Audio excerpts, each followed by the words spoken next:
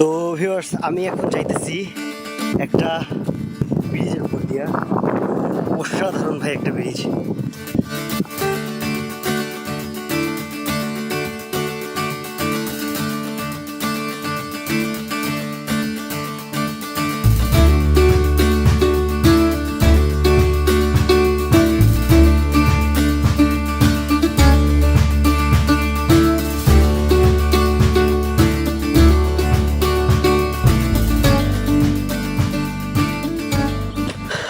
আসসালামু আলাইকুম ভিউয়ার্স, নতুন আরো একটা দিনে স্বাগতম।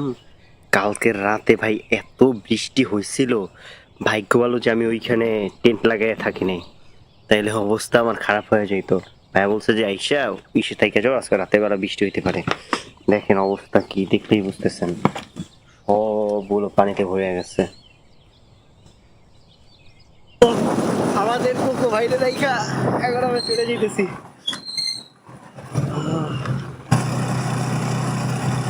এইটা সম্ভবত গ্রামের গুদাম। আমাদের ওখানে তো বিভিন্ন জায়গায় থাকে গোলামের গায়ে দেখতে শুধুমাত্র গাড়ির নাম্বার প্লেট গুলো দেখলে বুঝতে পেরে গিয়ে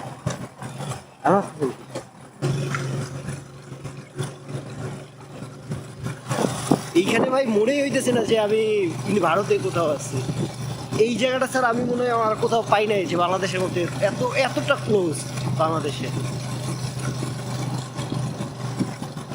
একটু পরপর নদী, এইখানে আপনার বাংলাদেশের বাঙালি লোক, বাঙালিরা থাকে। এই যে বিল্ডিং গুলো, এরকম বিল্ডিং পাবেন না।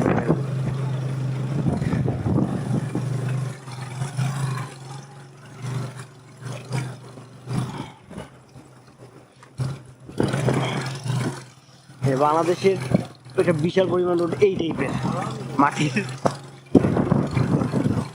তারপর ইটি করা, আর বর্তমানে পাকা হইতেছে, অধিকাংশ হয়ে উঠছে। নামি ওই বাইক শক্ত করে ধরেন। ভাই এই কি দারুণ জায়গা ভাই, এই জায়গায় আমি কয়েকটা ছবি নিব। আমি মনে হয় আপনার ফেসবুকে যে ছবিগুলো দেখবেন সব এইখানেরই। চলেন এখন দেখা যাক। তো ভিউয়ার্স, আমি এখন যাইতেছি একটা ব্রিজের উপর দিয়া। অসাধারণ ভাই একটা ব্রিজ। আমার দাদা বাড়ি ওদিকে আমি 15 বছর আগে এই টাইপের ব্রিজ, কাঠের ব্রিজ দেখা যাইতো, কিন্তু এখন তো সব পাকা ব্রিজ হয়ে গেছে। এটা মনে করে ফেলবে।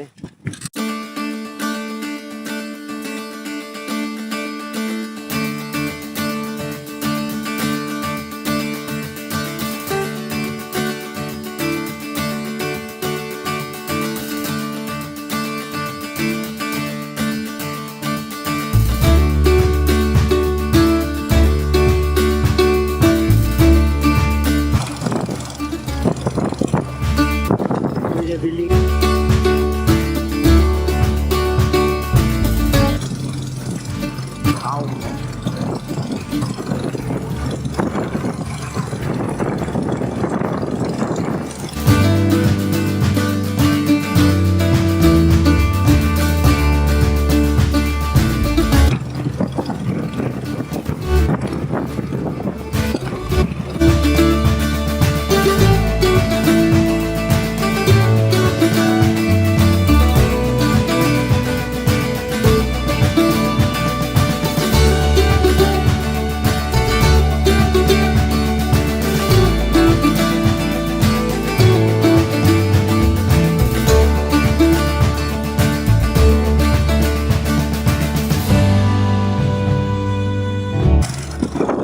যদি ভারতেই আপনাদের বাংলাদেশের মতো ফিল পাইতে চান, মাজুলিতে এসে করতে পারেন, তাহলে আর কষ্ট করে পাসপোর্ট ভিসা কিছু করা লাগবে না। তো পারে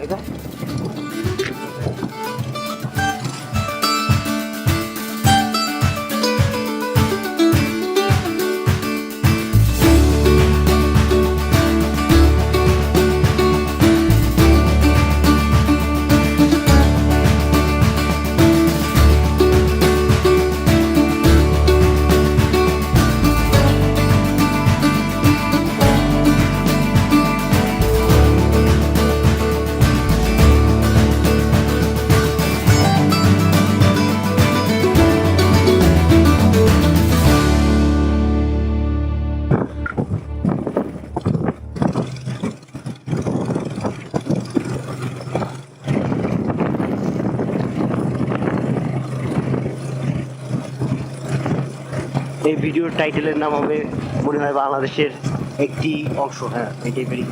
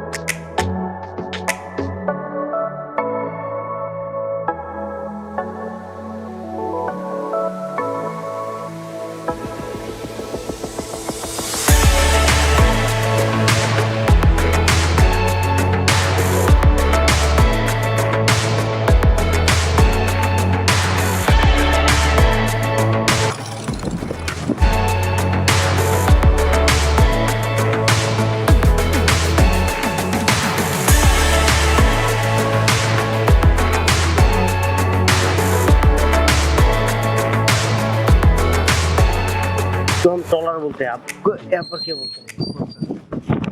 वाह, हम पाव से ऊपर दिया।